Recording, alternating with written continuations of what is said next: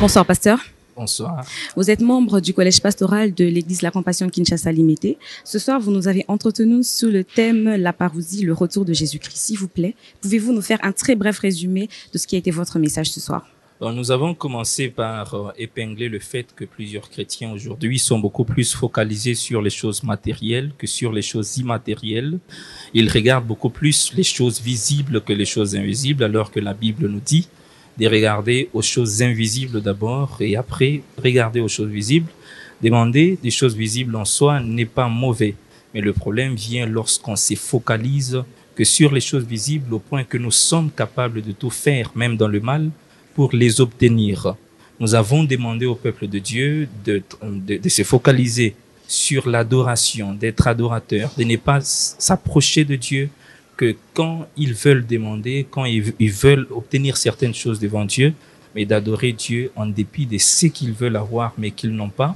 Nous avons parlé de la nourriture du soir parce que nous sommes au temps du soir, le temps de la faim, la nourriture du soir en soi. Nous l'avions comparé avec la viande de la caille que le peuple de Dieu mangeait au temps du soir, donc comme souper. Et cette viande de la caille, c'est la repentance, les messages de la sanctification qui doivent être prêchés en ces temps pour permettre aux enfants de Dieu de pouvoir effectuer leur voyage de la terre jusqu'au ciel, ça veut dire l'enlèvement. Et nous avons aussi encouragé le peuple de Dieu de pouvoir persévérer, même s'il se faisait qu'il puisse mourir aujourd'hui, selon que la Bible dit, de ne pas être triste ou de s'inquiéter au sujet de ceux qui sont morts, parce qu'au jour du retour de Jésus-Christ, ils seront les premiers à être enlevés pour rencontrer Jésus-Christ dans les airs. C'est un peu les résumés de ce que nous avions parlé ce soir. Très bien, pasteur. En ce 4e jour d'Alpha 40, quelle est la priorité? Qu'est-ce que nous devons garder à l'esprit par rapport à votre message, nous, enfants de Dieu? La priorité, c'est que nous devons considérer plus notre intimité avec Dieu, même si il se faisait que nous n'avons pas tout ce que nous voulons avoir dans le monde, parce que bien sûr, tout un chacun de nous souhaiterait obtenir telle ou telle autre chose, mais il se peut qu'on ne puisse pas toujours en avoir.